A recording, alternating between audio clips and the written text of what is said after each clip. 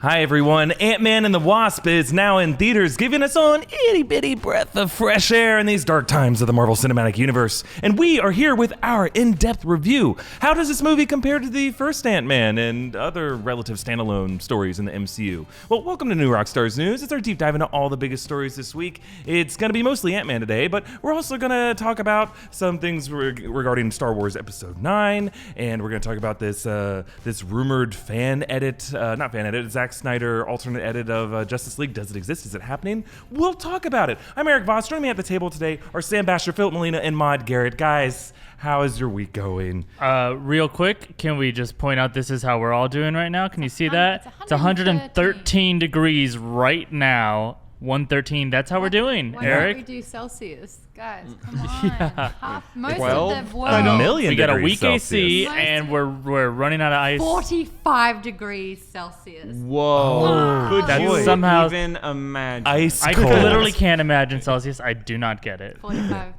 That's toasty. You Isn't get that- sent home from school. I'm not human, so I measure degrees of Kelvin, and my phone is melted. So we're all like on a weird thing right now. Just Weird. hang in there. You can see our sunburns, by the way, if you look closely. Well, let's power through it and start with our top story. It's a review of Ant-Man and the Wasp. Now, it's best to consider this video a spoiler review because we're going to get to all the plot twists and post-credit scenes. Now, unfortunately, if you're watching this from the UK, sorry the movie doesn't come out for another month. You can blame the jocks who watch the World Cup, which is everyone in the UK, even though England's no longer in it.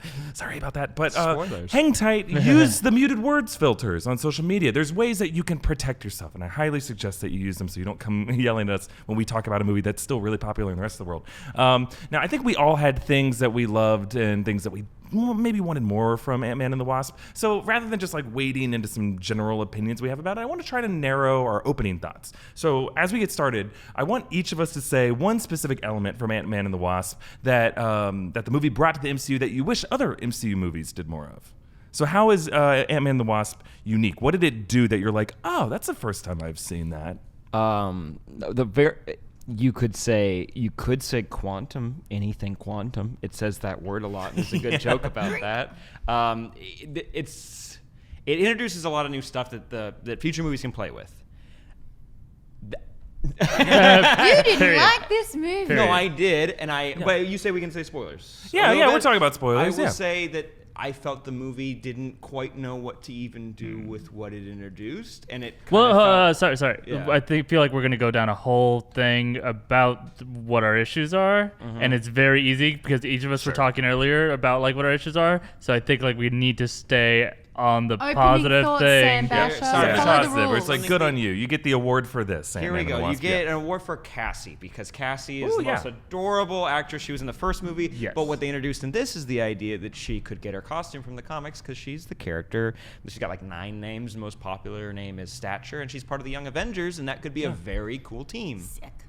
Yeah, I mean, for me, I think one thing this movie did really well was like cleverly thought out action. You know, that's one thing I often miss from some of the other MC movies. They have good action where it's exciting and thrilling, but they really did think about like how can we be clever with Scott Lang's shrinking and growing problem. I mean, that whole sequence in Cassie's school was one of the funniest things I've seen in the MCU. Just it was a really fun extended gag that created a lot of really fun sight visual jokes that I really enjoyed. And throughout the movie, I think it did a really good job, more than most other MCU movies, really thinking about how can we get the most mileage comedy-wise out of this action and these gags. Yeah, I slightly will piggyback on yours, right? I if you've ever seen my like Lego Batman review thing I did a long time ago, it's called which has a shared writer actually as this movie. It has this theory that I call if tatawa, IFTT, a lot of T's, W. If this, then what?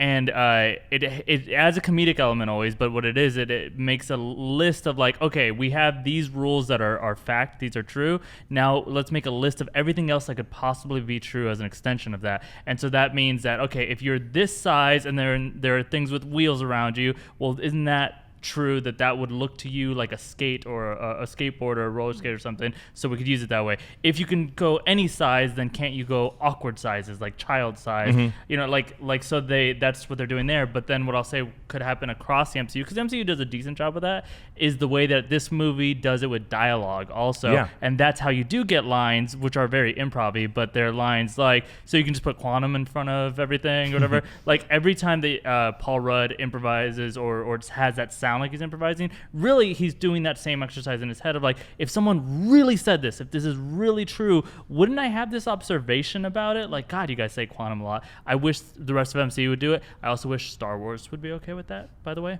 Yeah. But yeah. Again, the action was incredible, and I love like they don't have superpowers technically. It's all science based when you think about it. But I love like that supernatural feel behind it, shrinking, growing, and all like the ways that you can use it in action. And in saying that, I think that Evangeline Lilly did a spectacular job. She was my favorite part of this movie, hands down. She is the very first Marvel female hero to be in the title, the name of a movie. Oh, that's and I true. think that that's absolutely fantastic. And she was so confident and so smart. And I think it's really lovely that, you know, she's completely superior than Paul Rudd's character in every way. Right. And I think that strength is really, really cool. So that's my highlight. Yeah, I mean, Evangeline Lilly was fantastic. The whole supporting cast, like this is one thing that actually they have in common with most of the other MCU movies, is a supporting cast of characters that often overshadow the title hero. Michael Pena I is want amazing. story time with him every night. I wish he did the sum up before the movie started. That would have been amazing if they did that same gag of him summing up like a lot happened. Movie, what would his example of like what would his explanation be for what happened in Germany or what happened in like anything? Whoa. Right. Great. He does say it for a second, but you only see Evangeline Lilly like on the street just like being upset, and it's like, what if you like actually had like, some walk of those through actors? it. Yeah, like, show that would have been a great Marvel opening. one shot. Why don't they just do that as like a web series or something, or on Disney's new streaming app? Him just like recapping every Marvel movie. Yeah, That'd be so great. We could do that. What's the name? Holiday. What's the name of the FBI agent actor? Randall Park. Randall Park was also so good. So him, Michael Pena, like, and then also their interaction with Paul Rudd was so hard to pull off. And I kept being so impressed with like, I didn't expect that this joke would work, and they always pull it off. Like the joke at the end when he's kind of like, you know, I'll see you next time. He's like, what? Like, we have plans or whatever. And then they really go down that path, and it's like, do you want to hang out or whatever? And you don't expect it to work, and yet those actors are so good that it's hilarious. Another example with Jimmy Woo when he's like, so you know if you get in trouble at school by peeing on the walls. Right, It's like, so well, good. Your daddy went to Germany and painted on all the walls with Captain America, and then he goes down the list. He's Statute like, violation of the Sokovia Accords, my favorite like stinger for that joke. He's like, you're great with kids. Thanks, I'm a youth pastor. And just because I grew up in a church, I was like, yeah, that's exactly how youth pastors are. Like you like them because they're your youth pastor, but they're so Missing the point. Yeah. guard. Like I was gonna say lame, but they're not lame. I like them, but you get what I mean. Yeah, I think, you know, one struggle the MCU has had with making all these standalone installments feel worthy enough of their own movie, despite not having the world-changing stakes that Avengers movie have. It's hard to keep those stakes up and to feel like, why should I care about this story in particular when the world's about to end? So I'm curious to hear from you guys. How do you think Ant-Man and the Wasp compared to other Marvel side stories like, you know, Doctor Strange or Spider-Man Homecoming or Black Panther, or even Guardians of the Galaxy, the first one, or of course the first Ant-Man? Well, and I'll say actually, because this was my immediate reaction as soon as I saw it, that a lot of people are going to feel like this is very similar to the first Ant-Man movie. And I know I was talking to someone about how it's not even like a story about saving people, you know, or like we got to go save some lives of people being hurt or whatever. It's like, no, we messed up something, we got to fix it kind of thing, which feels like the first movie a bit. But I think what they both have in common, and not everyone loves this, but what it definitely sets it apart from other like kind of the side stories, is it actually is a side story. You know what I mean? Like it doesn't really necessarily feel like part of the MCU. Earlier with you, I was kind of comparing it to like, it could have been like Game Night, right? Like one of these movies that just comes out that's like a high concept comedy that's just like, what if you could turn big and small? Like that movie that you didn't love, the Matt Damon one. You're like, there are many. Lifestyle or Downsizing? Yeah, Downsizing. Right. But like it's just like a high concept comedy, and it could work actually as a not Marvel movie.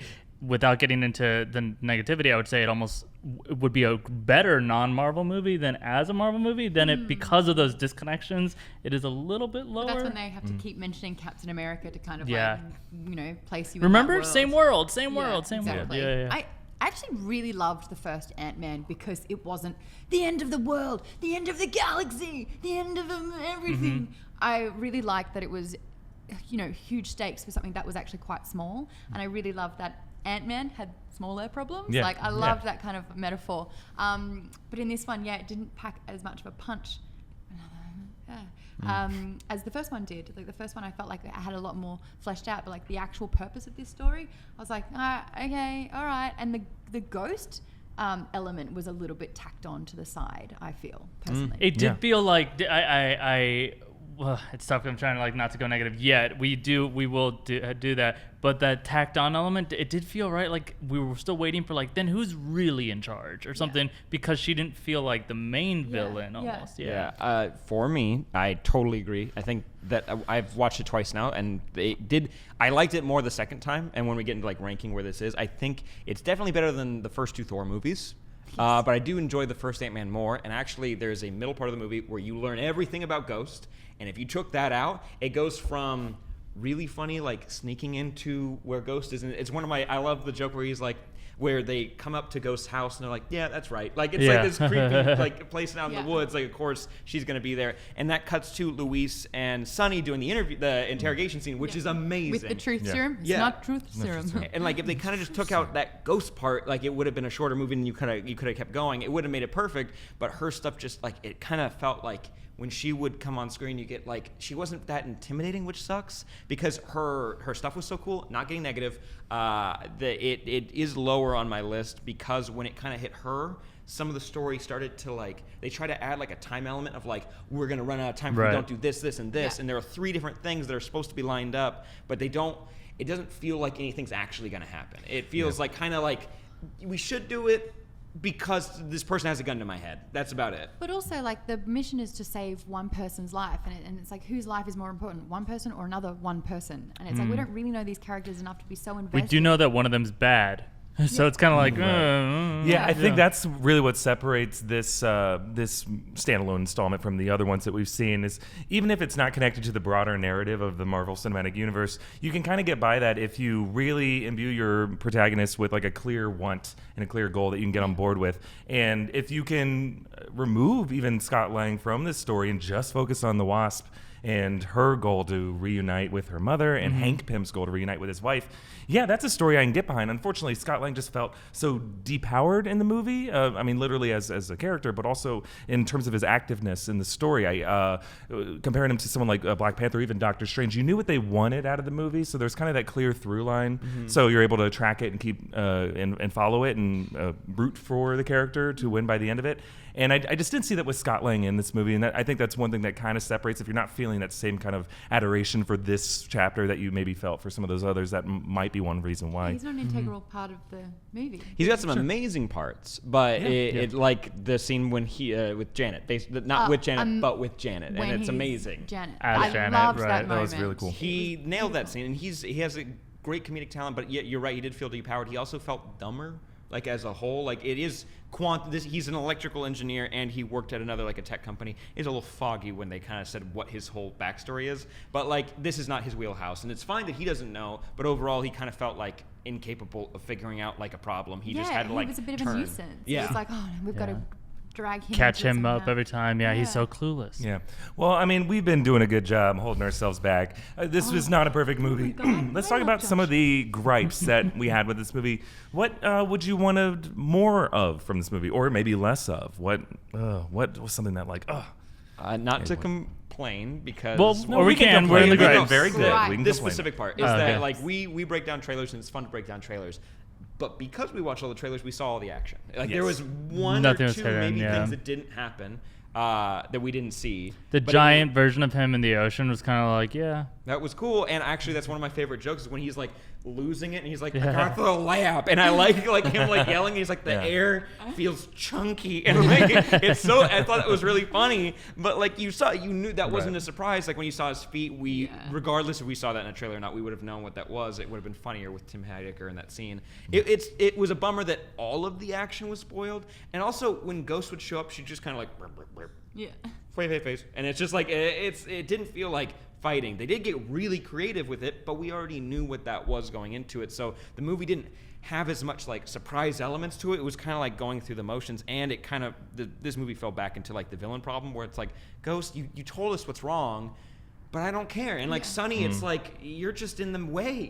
You are exactly Justin Hammer from Iron Man 2. Same teeth and all. Like he's everything. Like same tan, everything. Like he's a great actor. Walton Goggins. He kind of looks like what a name. It's a great name. And also, if you took Ghost Rider and if you like put a fan up to his hair and it like started moving it around, and then you just took off his skin, he looks just like Ghost Rider. Yes, you took off his skin. Just like if you kind of like, it looks like he would be. How have you done? How do you know this? Yes, Sam. What have you done to Walter Goggins? I want to piggyback off something Sam said, so I'll go to my things that I think are issues. I think there are a number of issues, and I think I'm going to focus on two that just so you guys can talk about other stuff, but related to the fight things that you were just saying. Not only were they spoiled for us, but also they were it's a kind of bad pairing with the phasing and the shrinking. Every single fight felt like all potential energy and then wasted, right? Everything felt like a miss. It was constantly like I go through you or I shrink. And think about how many times it felt like a punch landed, and it's so low. And it turns out, I actually learned this by watching this movie, that I need punches to land in order to feel that a fight is happening. Otherwise, I feel like we're narrowly avoiding a fight constantly. Yeah, it's like music without a drum beat. Almost. Right, exactly. You need that staccato beat. So it was so easy for me to think like you have two very fascinating powers going on, but why is it that if you think for a moment about a fight in Daredevil with just people that are just like good at fighting, and that difference is action directing, right? The directing of a fight. It's a lot of the issues some people have with a lot of versions of Batman movies too, where it's like if they don't nail the fight moments, then they actually like you don't feel the fight. So we did not feel the fights. And then the only other thing that I'll kind of just throw out there, and I'll be the first one to say it, is like the quantum entanglement. It's just kind of like it felt like we need a plot device. So how do we? It's very hard to figure out how can we get her back. I totally got that. The thing they came up with was essentially like a Freaky Friday, and it was a little like okay, it's hard. It's just so hard. As well. And Interstellar, at least like I'm like. Yeah, you know what, the fifth dimension thing, and they really like built up to it. Whatever. This kind of was like he's in the bathtub. He's like, oh, now I have a psychic link with her, and that felt just a little too easy for me. Boop. Yeah, those two things I'll focus on. I think for me, one of my gripes, come on, catch it. I think the quantum sequence, I didn't care, and like. You know, she had a lot of makeup on for being lost for 30 years, whatever. I noticed that too, the eyeliner specifically, and I was like, you know, she didn't clean it for 30 years. Also, she's wearing robes that she didn't go down with. I don't know where that came from. Also, she turned her wings into swords. Sorry, go on. Yeah. But for me, like the big problem was when I did the press tour for this one, and the number one question everyone had going into this was, where does this sit in the timeline? And they were not equipped with an answer. And the fact that they were like, I was like, great, I know the cutscene. I know the end scene. I know exactly how it's going to happen. Yeah. You know, which is tough. Like, they needed to just kind of, I don't know, dangle a different carrot or smoke and mirrors with it. But the fact that they were like, the number one question everyone wants to know, they weren't equipped with the particular answer for it. And I remember saying, like, going into this movie and going, I absolutely can guarantee you one of the end scenes is going to be to do with the Thanos theory. I kept saying that it was going to be his daughter. I was like, which like now that we've seen it, I think it's so hilarious that she's just like, Daddy, aren't I adorable? I got my new costume. So good. Yeah, he's like, I agree. I think there was a lot of issues I had when it came to like just answering the question, you know, and like why not just like answer where it sits in the timeline? Right? They just said present day was like right after the title cards, like.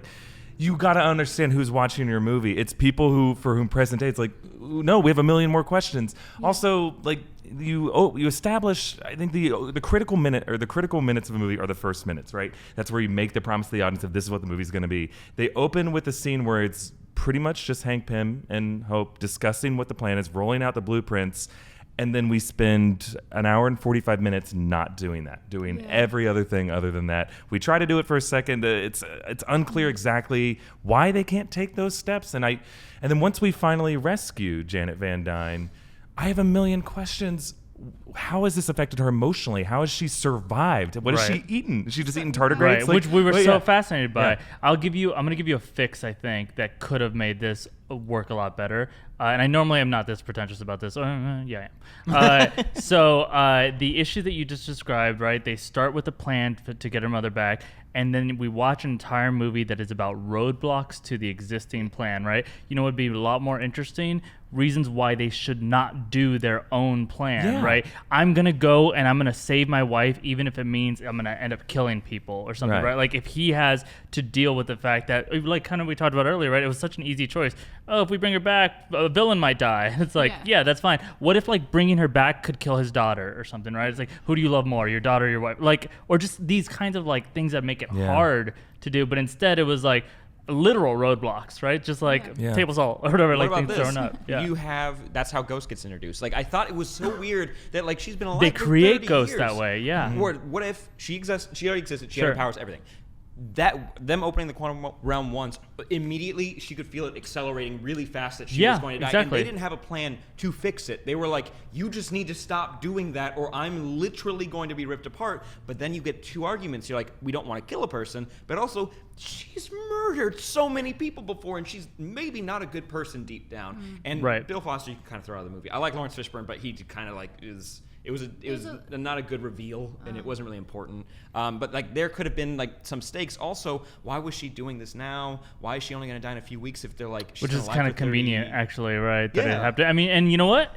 Interesting answer. Maybe it was because they started the quantum tunnel but they didn't work, say. or whatever. They didn't say that, but that would have been great. I don't like when you can solve the problems of a movie by the writer just stroking his pen a slight different way. It's like, oh, it turns out Ghost and her thing isn't going on in China, and it'll take her longer than 2 days to get there, so they'll have finished their thing, and it will all have been fine. Yeah, it's tough. You know, there was a lot of writers on this movie, and it did really feel like something that was put together through just like a team bonding exercise. There was a lot of amazing, well-written sequences in the movie, some great dialogue, some great jokes, but it just felt like a lot of different good elements coming together in a film that didn't all work harmoniously in one like clear story with a clear theme. Like, what message do we take away from the character's journey in this movie? I have no idea. Yep. You know, there was one other thing I wanted to mention. Like a lot of people ask if you want to know more about Janet Van Dyne, she can't do that. Whatever happened, like that little healing. thing. The figures. Well, she's like based on ET. Right? You're right. I think you're forgetting a lot. But like that's from nothing, and it just felt like this weird other element. From nothing. It's from nothing, and it didn't make any sense for what they established from the quantum realm or Or it could have with its own context that Erik was kind of just saying, right? Give us new context. She said it's evolution from having been in the quantum realm. That sounds like a more interesting movie, honestly, where it's like she stayed there. She found a way to survive by eating tardigrades or whatever it is. But whatever her way, she's surviving and she's going through changes. And honestly, like that's a version that they tried to do with Doctor Doom in the Fantastic Four reboot that they totally like failed with because they also did the same thing. We're like, and he stayed a long time, so he kind of like is messed up now, and they also skipped that. But it's like the transformations that a person's going through, especially psychologically. If she's crazy now, that'd be fascinating. I want to see like a if crazy, they bring her like, back and she's a little dark phoenix dimensional person who's That's fun. I just have one more gripe. It took me out of the movie. You have all these ants working on things. An ant can't hold a blowtorch. An ant can't hold a wrench. Why? Well, so it's like his mind, right? The way I justified it, right? So it's the ants like in tremendous pain. telling him to do it, and they're his slaves. But they don't have the joints to hold it this way, yeah? Is that what you're saying? Yeah. They had these little like weird contraptions on them. They had he was holding a power I drill. was like, I know you're trying to give ants a purpose here, and like, yay, It's a bit they're your forced, minions, but they're just minions, like the characters' that minions. post-credit scene was a little out of touch tonally. It was like, here's Dawn of the Dead, but the ants still playing the drums and will be until the end of time. The second post-credit scene, the end. Actually, we'll get to the post-credit scenes later this episode. So yeah, in the comments down below, let us know your thoughts about this movie. Do you disagree with any of our points, or is there anything that you feel like we missed the real reason why it didn't work? Yeah, we want this to be a conversation with you. Let us know your thoughts in the comments below. But for now, let's move on to this week's trivia question. And it is about Ant-Man and the Wasp, and it's not. How many ants? Who is counting? Who is counting? Okay, so here we go. In Ant-Man and the Wasp, what card from the playing card deck did Scott Lang pull out of Cassie's ear while demonstrating a magic trick for FBI agent Jimmy Woo? Okay, all of our answers are in this Answers? bucket here. Answers. And the closest answer will, as decided by our judges, we'll do our sign-off goodbyes at the end of the video, while the loser will have to cleverly riff on our in other news headlines. But let us move on. Guys, we actually will get to more Ant-Man discussion in a bit, but first, a quick news update that just came out today. According to reports, actress Keri Russell is in talks to play a role in Star Wars Episode 9. Yeah, Russell just finished the FX series The Americans, which is amazing. You should So definitely good, watch it. and she is so good. Yeah, she's great in it. And being in the next Star Wars movie would reunite her with director J.J. Abrams, whom she worked with on the show Felicity and Mission Impossible 3, where she had the best death. Ethan, my eye just went sideways. Yeah, it was at the beginning of the movie. I didn't spoil it. Eric and I are weirdly obsessed with that mind bomb that blows her eye sideways. It's wonderful. Lots of things get blown sideways. Tom Cruise somehow gets hit by a missile from behind and he goes sideways. 90 degrees to the right. It's And his eye goes the other way. Okay, but let's return to our discussion of Ant-Man and the Wasp. Wait, hold on. She's gonna play Ray's mom. Okay, cool. Move on. Oh, yeah. Oh yeah, we should okay, learn. that's a guess. That Yeah, makes yeah. sense, yeah. You They can't weren't talk too nobodies. fast with the accent for me. I'm sorry. Okay, everyone, let's talk about the post-credit scenes of Ant-Man and the Wasp. Now, spoiler warning, obviously, if you haven't seen the movie yet. Specifically, let's talk about how what we saw in the post-credit scenes could set things up for Avengers 4. Now, Sam broke down the post-credit scenes in another video that you should definitely go check out. But just to recap quickly, the first mid-credit scene shows Scott Lang entering the quantum realm to gather some quantum healing energy, but then he gets trapped in the quantum realm when Hope and Frank and Janet have dusted out of existence. It's the immediate aftermath of Thanos' snap at the end of Infinity War. Probably. So it made Probably. the whole movie irrelevant, didn't it? Really? We'll see. Now, the second post-credit scene is a little more straightforward. It shows Scott's empty house with an emergency broadcast signal on the TV and an oversized ant playing drums that we saw in the trailer. Now, okay, to me, there are a few interesting things to note from these scenes. First, the idea that Scott is trapped in the quantum realm. How will he get out? Does he have a spare Pym particle on him? Will Captain Marvel somehow play a role in his rescue? And if you were listening closely, before he went through into the quantum tunnel, Janet warned Scott not to get trapped in a time vortex while he's down there. Now, time vortex, what is that? It's a dust mite. And does the quantum realm's laws of physics allow wormholes through time? Is that what we're going to be seeing in Avengers 4? There's also the idea of multiple realities. Now, earlier in the movie, during Bill Foster's lecture on quantum mechanics, he mentions the idea of tinkering with these kinds of physics could cause chaos that could cause multiple realities. I'm curious to hear you guys' theories about what's next for Scott and how these clues could connect to the ending of this movie to Avengers 4. Scott's gonna join Guardians of the Galaxy. Hey, he's in the current Guardians of the Galaxy right now. He's great. He's very funny. There you go. He's very good him in the and, comics. Him and Peter Quill, are you kidding me? Star-Lord together? How do you think he'll get there?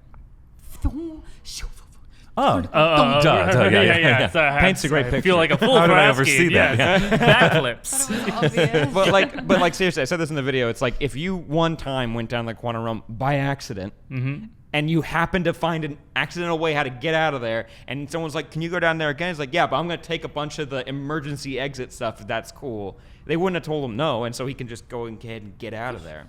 Maybe. Yeah. I'm gonna. But why? I mean, why wouldn't you? It's too easy if it's just that. It might not be that. Might not be an option of how to get out of there. Like the way to get out of the quantum realm might be harder than that. I don't know. He should have gone down on the ship, by the way. Yeah. But I'm gonna throw out the most bummer version of it because I want to get it kind of out of the way. How this easily could play out, right? We have just put him down in the quantum realm, and then we have this really interesting question like, how does he get out? How does he help the Avengers in the next Infinity War movie? And then maybe he just doesn't. And then the next movie happens, and then they unsnap people, or however they're gonna bring the rest of the characters back, and then they just bring him back like normal, like they did, and they're like, "Woo, boy, that was a hard 2 weeks," or whatever. Like there's no reason to guarantee that they will bring him out of the quantum realm to help with Infinity War. Yeah. But aside set from photos. the set photos, right? And I think that's like the question on people's mind. And there is a question of how much you want to look at these set photos, but they're out there now.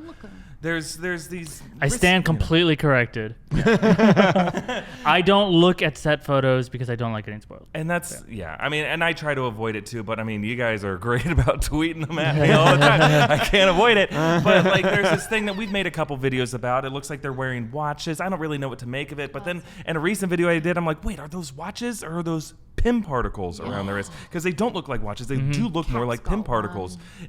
I do think the quantum realm is being set up as some kind of way to defeat Thanos, and I don't think she would have said time vortex. I don't think Feige would have put that in there if it didn't have an importance later on. What Doctor Strange said. About Time is the only way. Didn't he say something about Time? Yeah, he sang. just saying the Beatles song. Remember? Yeah, I mean that was really good. I don't remember the words though. Yeah, he said this is the only way, or there was no other way, and we're in the end game now. But that was when he handed over the time stone. There it is. Yeah. Okay, and then That's- end I knew I game had a point. you play games with balls. Balls are similar to particles, PIM particles, and then we're there. And then 9/11. Yeah, And then Kevin Bacon. Yes. Feige, Yeah. get Bacon. Yeah, I think in some ways these post-credit scenes are more like carefully crafted than many parts of the movies themselves, because I think Feige knows like how critically the audiences watch those, looking for Kind clues. of. I feel like they get told like, here's some things you got to hit, and then you guys still get to write it. Because I think had they been a little bit more on top of it, tonally or something, they would have realized like, hey, this first post-credit scene, Thanos has attacked, like New York is under attack. There's like war in Wakanda with an alien invasion. Like a lot of crazy stuff is going on, and they're like joking about the horn or whatever on the roof. Like that, we saw the moment of the snap, not the moment when Thanos like gets to Earth.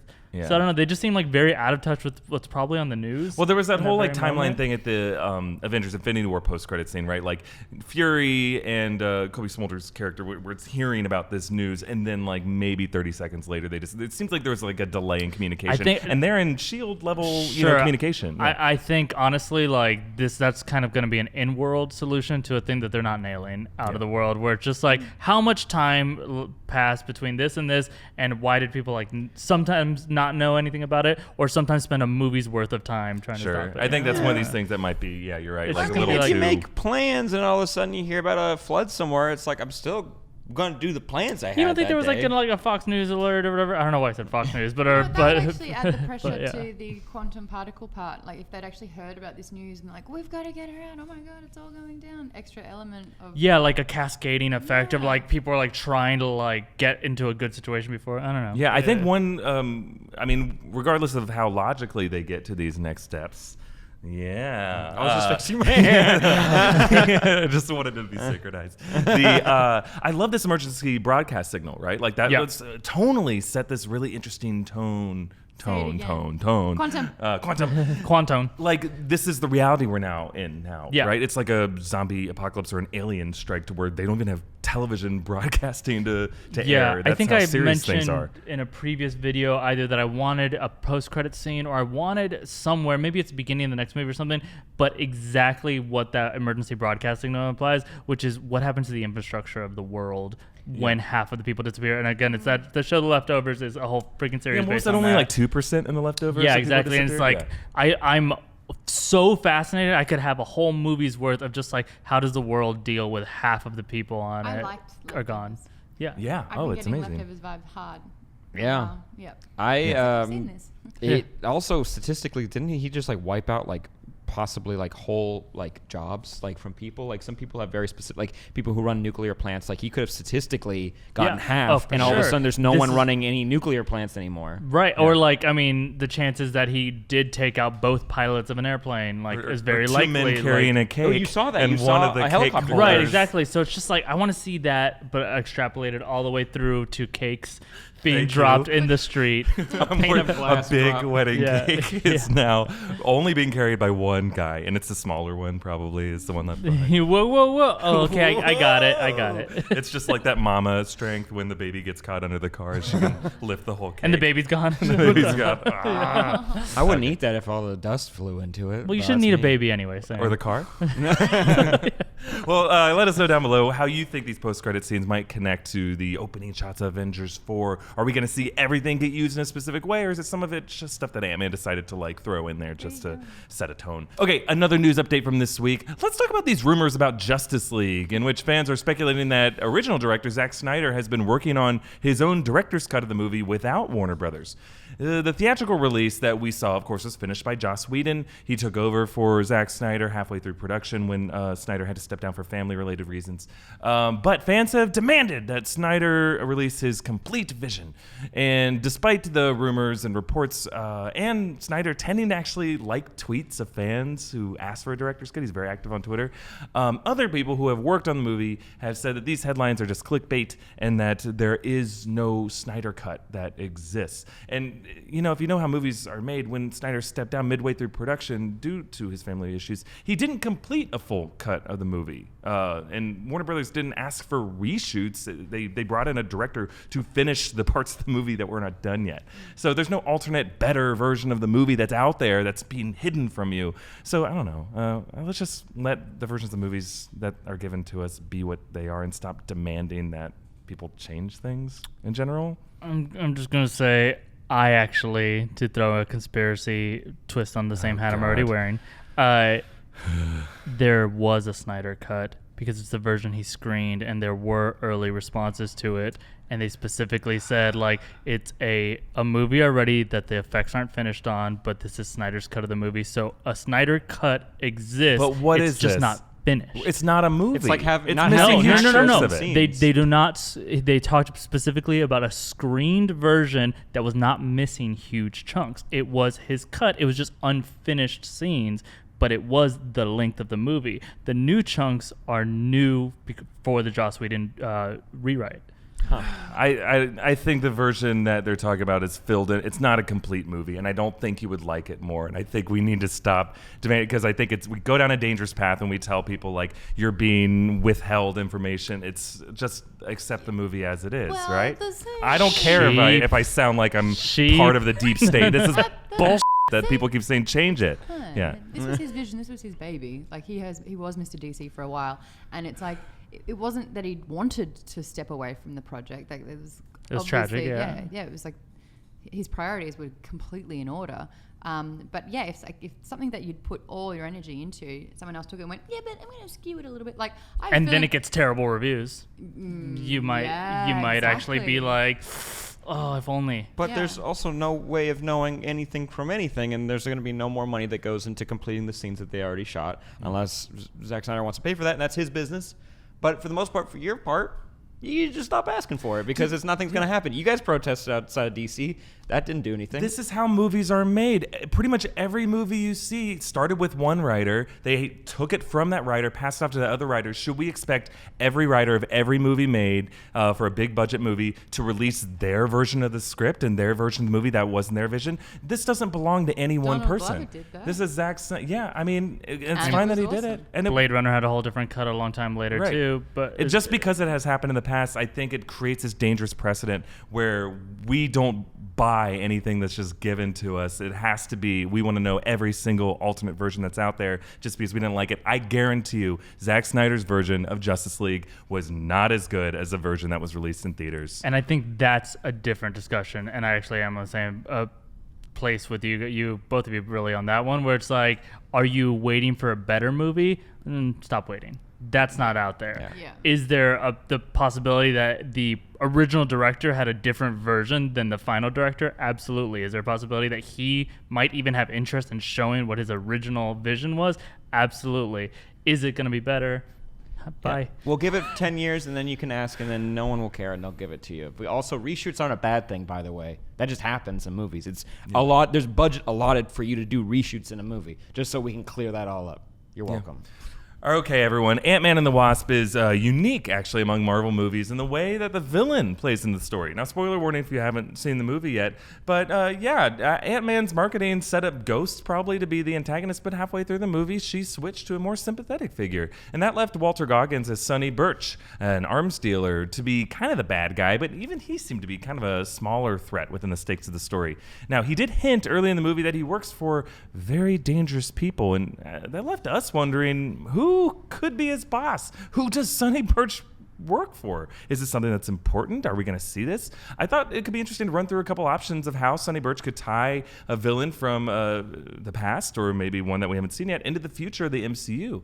In the Marvel comics, it's worth noting that Sonny Birch is more of a corporate villain to Tony Stark. He works for the Cross Technologies company. He's actually affiliated with Obadiah Stane, the villain from Iron Man, played by Jeff Bridges. Now, Stane could be the dangerous arms dealer mastermind behind the curtain here, desperate to get his hands on Hank Pym's lab. But the last we saw him, he definitely seemed to die in a fire. Yeah. That's one fun fact, though. Actually, the original script had him not dying. He was gonna get out and run away, and then they were like, nah, we'll let him die. But you could still have that. I mean, it'd be cool to have Jeff Bridges back. Absolutely. Burned. Now that they've got new technology to help people. Yeah.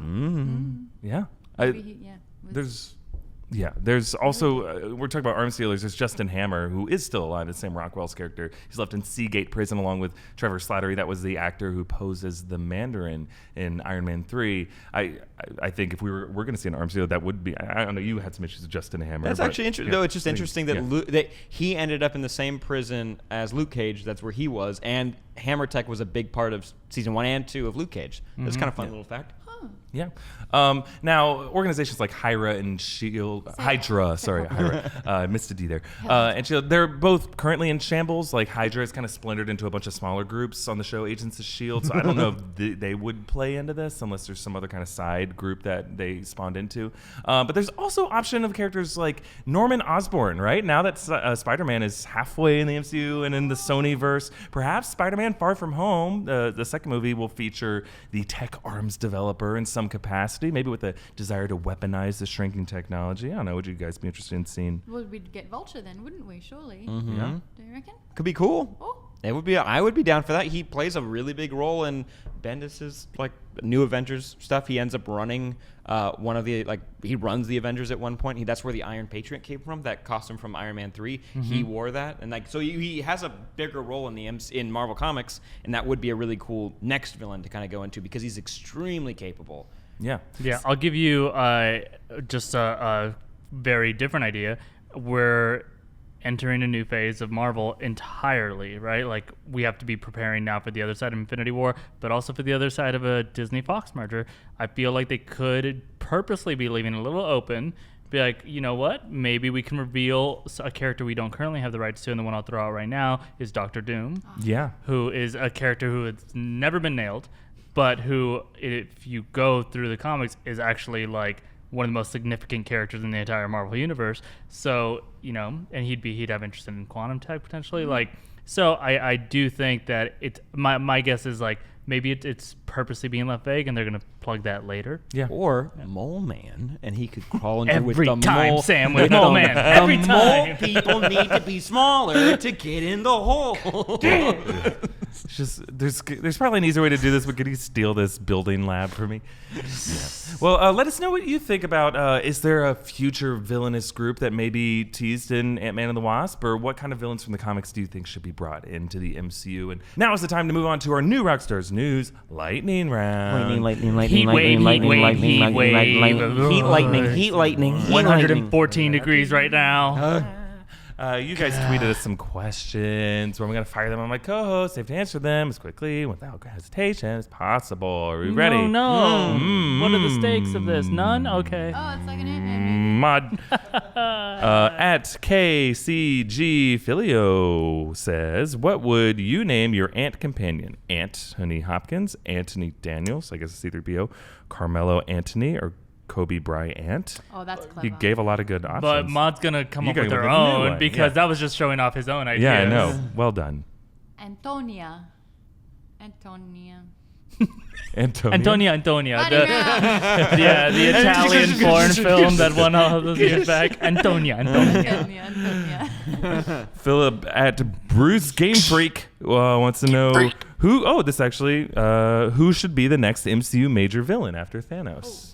And you already said Doctor Doom, so who would be another option? So if not Doctor Doom, you can tap out. I got one. Man, come on, please. Mole Man. I knew it.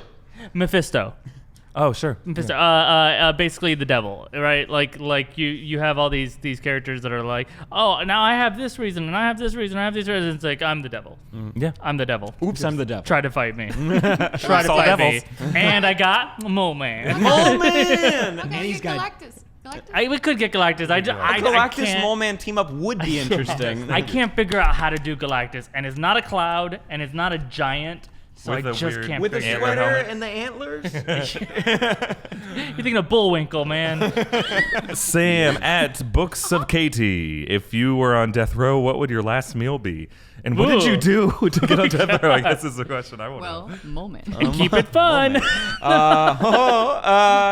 If you just gave me like a good old drum of Nutella, let me work through that bad boy. And when they get me with the lightning round, I'll just, I'll just explode with Nutella. It'd be great. Be fun for We all everybody. get to share. Everybody, What if you then, then became the Nutella super villain?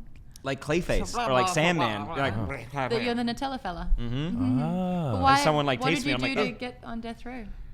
Find out next week on New Rockstars On Keep Crimes watching. Against Humanity.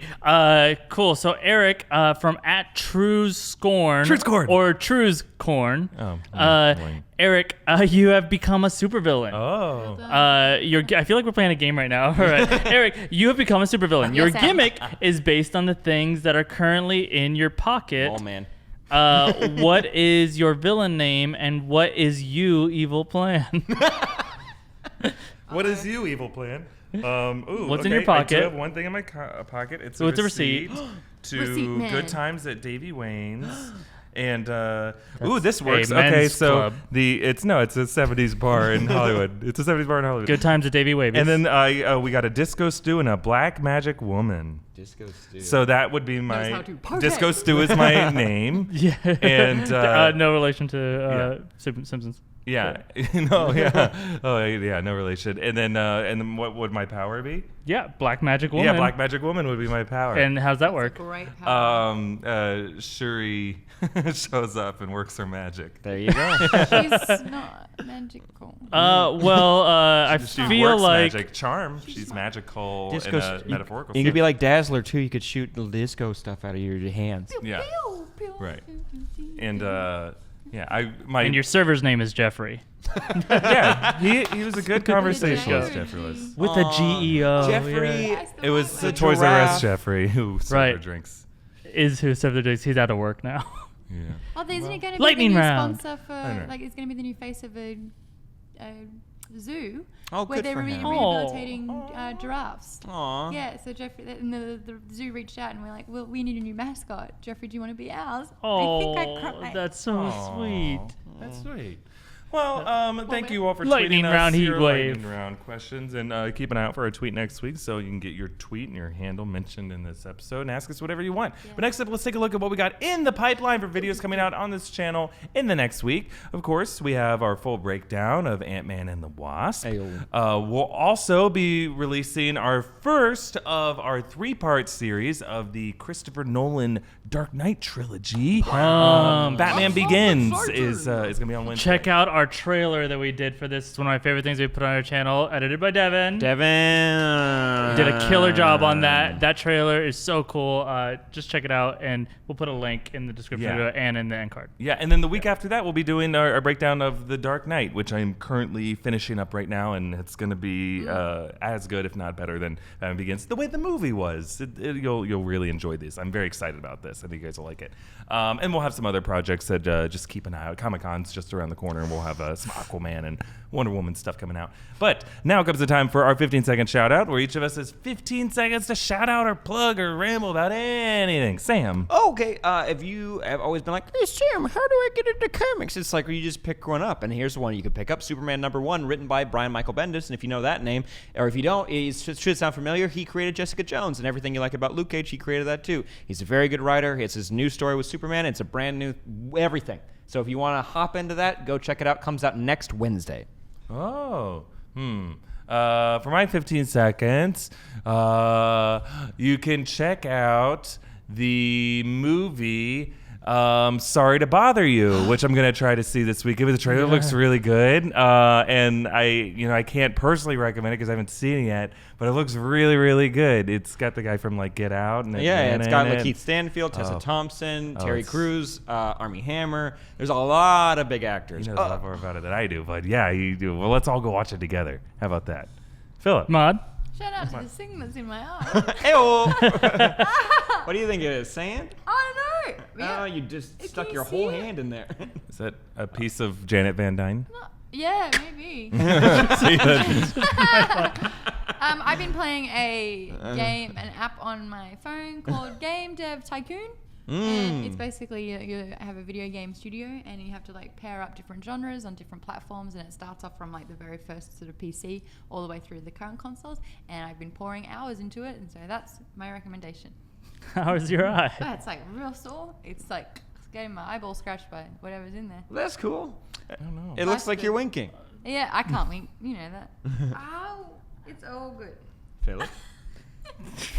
My 15-second shout out are to self-love and care. Download a meditation app or start going to therapy or just be nice to yourself. It's really important and it makes you feel good. Thank you for saying that, because I feel like men don't talk about or are far out or allow emotions to be communicated, and you have to repress, and I don't think that that's great. And if I talk about going to therapy, it's like, yeah, you're a girl, but if you say it, it actually means something. So thank you.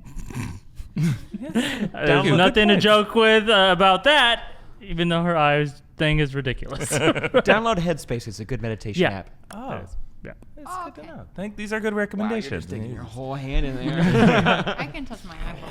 All right. Hey, well, let us return to our trivia question that we asked before. Dirty hands. Probably shouldn't have done Oh, that. no, there's 9 things in Now, my just eye. to remind you what the question was, it was what card from the playing card deck did Scott Lang pull out of his daughter Cassie's ear? And let's go down the line and see what we said. I like this. Femo drew it. Yay. The Ace of Hearts. Ace of Hearts. Maude said the 8 of Hearts. All right. Sam said the Ace of Spades. Okay. And Erik, too, said the Ace of Hearts. All right. Right. Well, our Correct correct answer? answer is Ace of Spades. Oh, That wow. means Did I get it? You did, Sam. Oh, got I it. get to read the news. Sam gets to read All the right. or you can read it. And The other ones we were pretty equal, but this one is an 8. 8 Of of Hearts. But I mean, So neither ace is the of- number It's not an or ace, it's the probably suit. probably Ace the of furthest. Hearts. Oh, you're Ace right. of Sorry, I Hearts. misread it. It's like when you have lots of food in your mouth and you keep trying to talk. yeah. That's all. Ace of Hearts. Yes, Maude, though, All right? right. Voss? Me.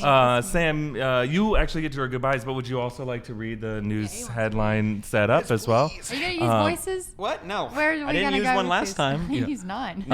And then, you guys know how this goes. We'll have a news headline. Maude has to cleverly Funny. riff on it.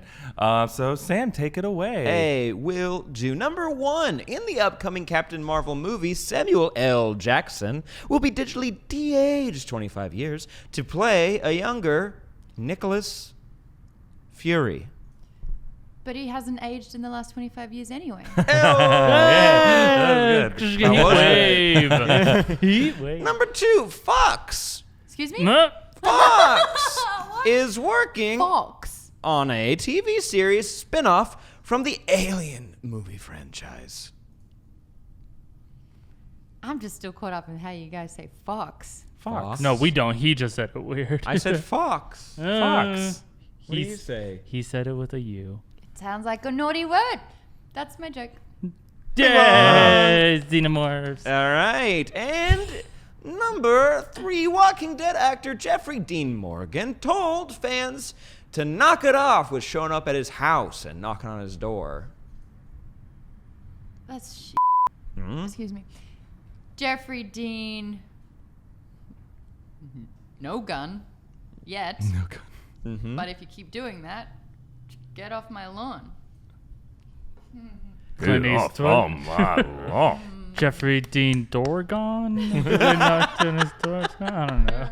Number 4, a subreddit called Thanos did nothing wrong. Oh, there's always these times. Plans to randomly ban half its members. Life finds a way. Oh. I'm a big fan of that. Yay. Yeah. Yeah, sure, yeah. Number 5. Oh, there's more.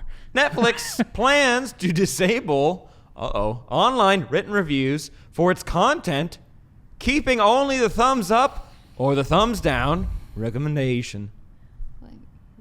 That's what do we think of that news? That's all I got. I'm hot and bothered. Oh, There you go. Sam, you also get to Heat wave. Check this out. Thank you so much for watching this week of why you new can't win. Rockstars news. I want to thank our host, Sam, Erik, Filup, Maude. Comment down below and tweet at New Rockstars. At New Rockstars, like video, share it around with friend, subscribe to New Rockstars deep dives and all stuff you love. Make sure you hit the notification bell so you can keep up to date with all the videos that come up. See you next time. Bye. Well done, Sam Bass. That is not what I talk like. Sam Bashor. It's pretty good.